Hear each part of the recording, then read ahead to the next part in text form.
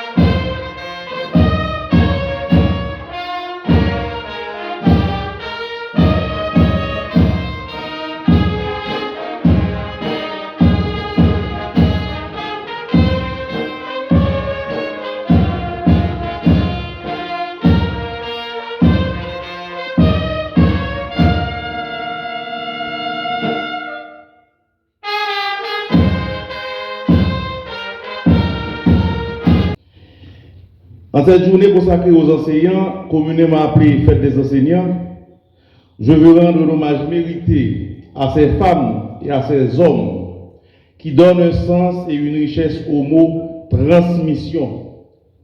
À ces enseignants qui apprennent à notre jeunesse à lire, à écrire et à compter. À ces professeurs dans l'enseignement général et professionnel qui inspirent, instruisent et font fructifier les talents de notre jeunesse. Merci d'être les ouvriers de ce lendemain auquel nous aspirons tous. Vous êtes donc l'âme de la nation, celle qui permet à cette nation de garder sa conscience éveillée. C'est avec tous les enseignants que nous ferons vivre et prospérer l'école haïtienne, aussi bien que la transmission des savoirs et des valeurs. Être enseignant aujourd'hui, c'est transmettre, éveiller le désir de connaître, faire découvrir avec enthousiasme chaque nouvelle matière, dont les 4 nouvelles matières ajoutées cette année. Les professeurs, ils changent la vie d'un enfant, et c'est grâce à eux que nous réussirons à élever le niveau de notre école, à mieux lutter contre les inégalités des chances et l'exclusion qui ronge notre société. C'est à leur côté et avec eux que nous pourrons donner à nos jeunes l'accès à des formations et des métiers en phase avec la société de demain. Nos professeurs sont essentiels. Alors, nous devons mieux encore les accompagner, les soutenir et susciter en eux l'envie d'enseigner. Si nous voulons atteindre nos objectifs de développement durable d'ici 2030, en particulier celui d'une éducation équitable et de qualité, nous avons besoin de nos enseignants bien formés qui préparent les enfants d'aujourd'hui à la transformation dont Haïti a besoin dans un monde d'ailleurs qui évolue très rapidement. Les enseignants sont l'un des piliers sur lesquels repose cette transformation. L'efficacité du système éducatif, la réussite de nos élèves dépend en premier lieu de nos enseignants. Nous pouvons dire que cet effet des enseignants sur la réussite détermine l'enjeu croissant des politiques éducatives. Ce regain d'intérêt pour les enseignants arrive à point nommé, car notre pays est actuellement confronté à une grave pénurie d'enseignants. Ce métier qui donne la possibilité de se renouveler chaque jour, d'être acteur d'un système éducatif en pleine mutation et évolution. Aujourd'hui, à l'occasion de la Journée nationale des enseignants, nous célébrons leur rôle fondamental. Les enseignants sont des apprenants tout au long de la vie, des catalyseurs de changement, des créateurs et des facilitateurs du savoir, ainsi que des mentors qui motivent les élèves et les aident à comprendre les défis et réalités complexes du monde contemporain. Nous voulons faire en sorte que l'enseignement devienne dans notre pays l'une des professions la plus attrayante et la plus valorisée, où les enseignants sont appréciés, écoutés, soutenus de manière adéquate pour répondre aux besoins de chaque apprenant. Des mesures audacieuses sont nécessaires si nous voulons remédier au déclin actuel et réussir à accroître le nombre d'enseignants. À la veille de la 221e fête de notre bicolore, je vous demande de rester fort en ce moment si difficile, si pénible que traverse notre Haïti chéri. Il faut affronter nos démons, soulever nos problèmes sociétaux en vue de briser les chaînes du spectre esclavagiste, de la violence généralisée et de fermer ce robinet de sang, de couper court à ce gaspillage de ressources humaines et de reconstruire l'état de droit, la démocratie, la justice, l'équité, l'harmonie entre frères et sœurs haïtiens pour des lendemains meilleurs et un digne fils et défenseur de la liberté à la face du monde. En effet, je pense à nos valeureux ancêtres qui s'étant révoltés contre toutes les formes d'injustice que subissaient nos pères, ont fait le serment de vivre libre ou de mourir. Au nom des sacrifices de nos aïeux, nous sommes et nous serons la première République noire, disons comme Jean-Jacques Dessalines, la première République nègre. Beaucoup de travail reste à accomplir, mais l'école reste le pilier de notre développement et nos enseignants sont notre trésor. C'est en ce sens, au nom du ministre de l'Éducation nationale et de la formation professionnelle, professeur Nesmi Maniga, que je m'adresse à vous qui allez être honorés ce matin.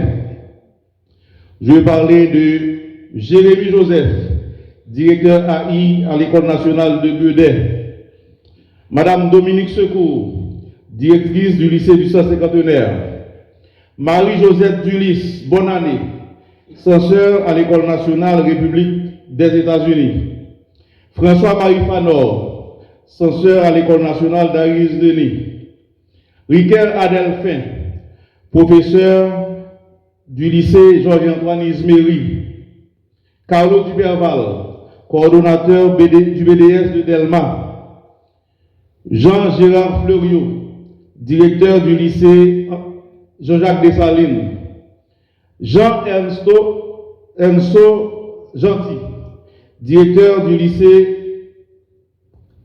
Henri-Christophe de Dikini, Villia Charles, directrice de l'École nationale Marie-Eugénie, Guy Joseph, censeur du lycée Daniel Fiolet, Emmanuela Casimir Boucard, professeur à l'institution Sainte-Rose de Lima.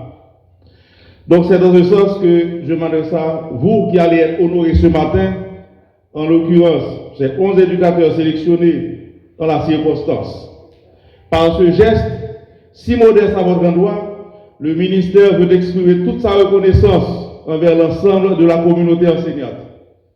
Vous ne représentez que l'échantillon de tous ces professeurs qui, à longueur de journée, s'exposent aux situations les plus violentes et les plus dangereuses en vue d'atteindre leur lieu de travail. La nation est donc fière de vous.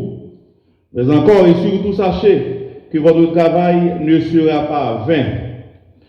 Car chacune de vos interventions dans une salle de classe est une goutte de pluie qui fait germer l'espoir de lendemain meilleur et d'un pays où chaque citoyen pourra vivre dans la sérénité, la paix et la fraternité.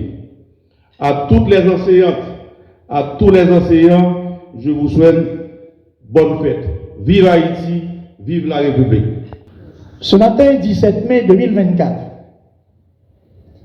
marquant la journée nationale des enseignantes et enseignants, il m'échelle ainsi honneur d'être non seulement du nombre des récipiendaires, mais également et surtout de faire office de porte-parole de mes pairs pour perpétuer la tradition. Cette année encore, le ministère de l'Éducation nationale et de la formation professionnelle, via la direction départementale d'éducation de l'Ouest,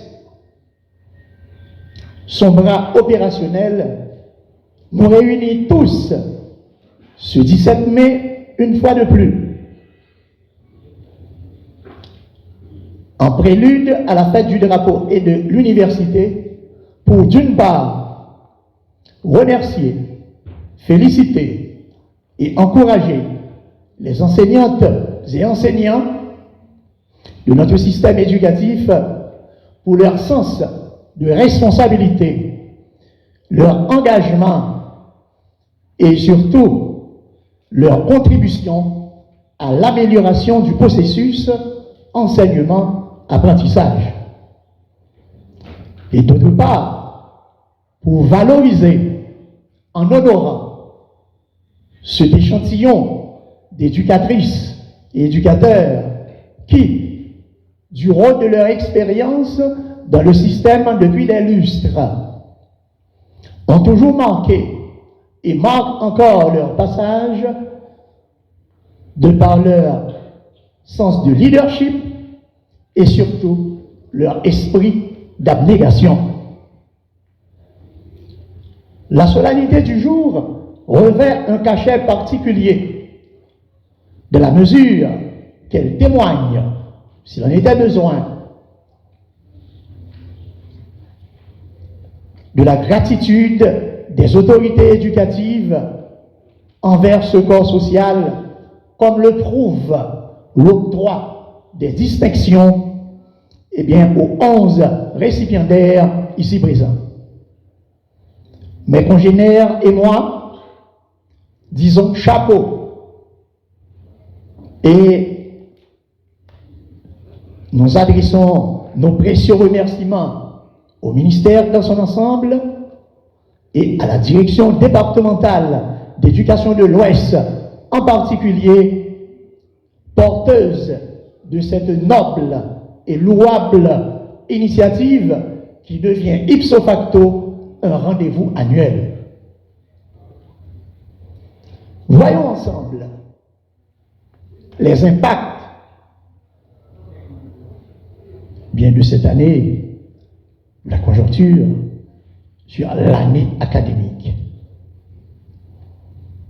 Une année académique qui aura victimisé le secteur éducatif. La présente année académique aura été de toutes celles que nous avons vécues depuis nombre d'années, celle qui a connu une quantité innombrable de maux, de remous et de désarroi de toutes sortes dans le secteur éducatif plus particulièrement. Notons les cas de détresse enregistrés dans les zones de résidence, dans les familles des enseignants, les sévères perturbations au niveau des différentes communautés scolaires du pays, les remaniements répétés du calendrier scolaire dicté par la conjoncture, quand ce n'est pas leur fuite vers, leur fuite massive ou leur émigration, tant sur le plan local, qu'en terre étrangère, plein d'enseignants, sans compter tous ceux-là qui ont été enlevés, torturés et assassinés ou emportés par le phénomène de la violence aveugle et inouïe qui sévit dans le pays. Ces enseignants qui ont éprouvé les pires atrocités de la vie. Ayons donc en ce jour de l'enseignant une pensée spéciale à l'adresse de ce dernier, tous ensemble, en observant une minute de recueillement en leur mémoire.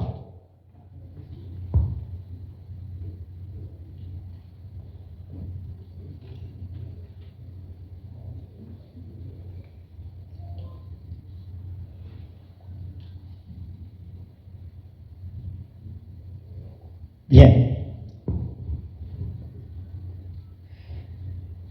Nous avons ici une cohorte d'hommes et de femmes, éducateurs, éducatrices, piliers et moteurs du système éducatif. Pourquoi cette cohorte? Eh bien, issu d'un choix judicieux, découlant d'un ensemble d'indicateurs retenus et de valeurs cardinales observées qui ont caractérisé et émaillé leur carrière d'enseignant, ces femmes et ces hommes qui se retrouvent sur cette table ce 17 mai ne sont autres qu'une représentation de la corporation. Des femmes et des hommes enseignants qui, au prix de mes efforts et de sacrifices consentis, et avec un sens équilibré de professionnalisme, ont assuré et assurent encore avec succès la transmission du savoir. Il convient de saluer cette cohorte d'éducateurs chevronnés et dévoués qui se sont mobilisés pour former et préparer la jeunesse, l'avenir du pays. Nommé au lycée du 150e à titre de professeur de chimie et de sciences naturelles le 11 décembre 2006 et transféré au même titre au lycée national de Dumé le 31 mai 2007.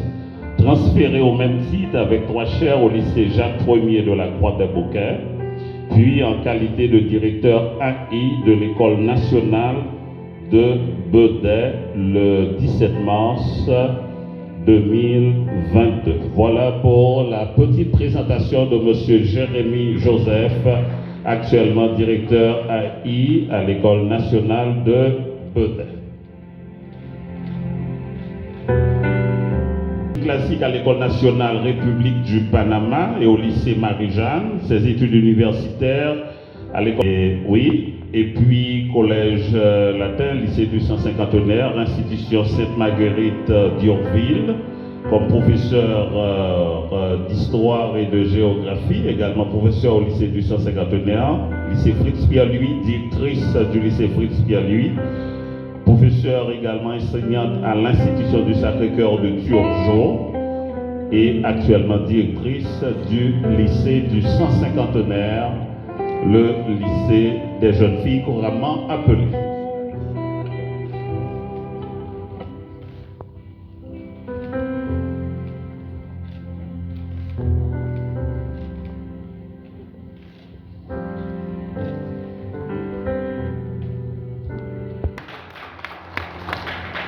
Elle a débuté comme institutrice en octobre 83 à l'école nationale de Mancabé, Port-Salut, jusqu'en avril 1900.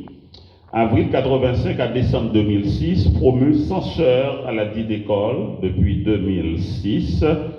Madame Bonannée a toujours fait preuve de discipline, de régularité et de ponctualité à son poste, d'après la direction Marie Fanor.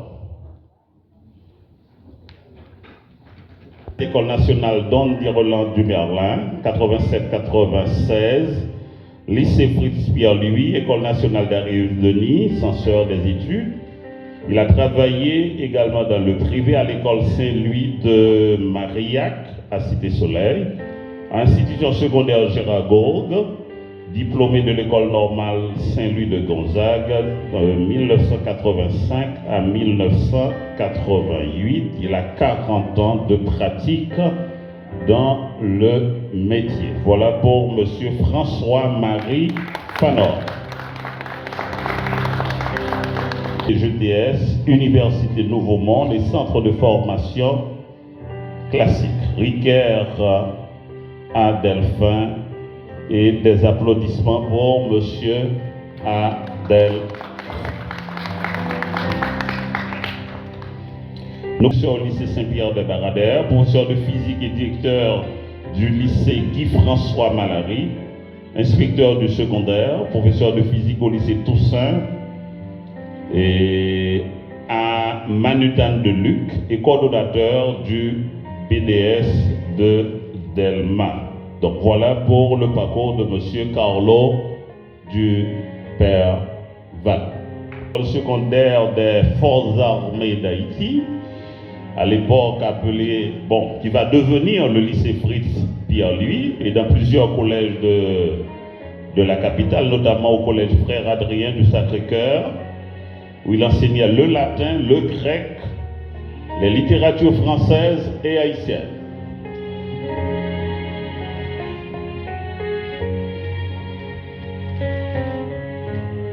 Nommé ensuite par le ministère comme professeur de lettres à temps plein au lycée Benoît Batraville, puis transféré au lycée Pierre-Eustache Daniel Fignolet, où il a enseigné les lettres pendant 19 ans. Et enfin, toujours animé d'une débordante passion pour les salles de classe, il est toujours professeur de français au lycée Jean-Jacques Dessalines, qu'il dirige depuis 2013, donc 9 ans à la tête de... Non, ça fait 11 ans. 11 ans à la tête du lycée Jean-Jacques Dessalines. Donc, honneur et mérite à Jean-Gérard Fleuriot. Oui, vous vous applaudir, hein? Ne soyez pas trop chiche. Et à présent, Jean Ernesto Gentil, études primaires et secondaires à Jérémy, diplômé en administration scolaire au CREFI et en sciences juridiques à EDSEC, licencié en théologie. Il a acquis une série de formations continues. Il a fait une série de formations continues dans le champ éducatif. Éducateur de carrière, il a travaillé tour à tour au lycée Nord-Alexis de Jérémy, de Petit-Gouave, au lycée Louis-Joseph Janvier de Carrefour et enfin au lycée Henri-Christophe de Dikini. Honneur et mérite à Jean Ernesto Gentil. À nos jours, elle dirige l'école Marie-Eugénie depuis 2010. Honneur et mérite à Vilia Charles, directrice de cette école. Et à Paris, en 2013, de retour au pays, il est proposé et nommé comme professeur suppléant. En 2016, il est promu censeur tout en gardant sa chaire comme professeur de sciences physiques. Il est l'auteur de manuels de sciences physiques titré Initiation à la science physique moderne et appliquée. D'abord au centre Alcibiade Pomérac à Jacmel, octobre 84 à juin 87, puis à l'institution Sainte-Rose de Lima à Port-au-Prince de 1987 à nos jours. Donc honneur et mérite à Emmanuela Casimir Bocard. Donc vous applaudissez Madame Bocard et tous les autres, cette phalange de professeurs, ces enseignants et enseignantes qui sont honorés aujourd'hui par la direction départementale d'éducation de l'Ouest. Et c'est la même cérémonie qui se déroule à travers les 9 autres directions départementales d'éducation. Donc dans le temps, on avait l'habitude de faire venir tout le monde à Port-au-Prince. Mais depuis 2 ou 3 ans, il a été décidé au plus haut niveau du ministère que ce genre de cérémonie se déroule également dans les départements respectifs de ces enseignants et enseignantes. Donc je reprends les noms.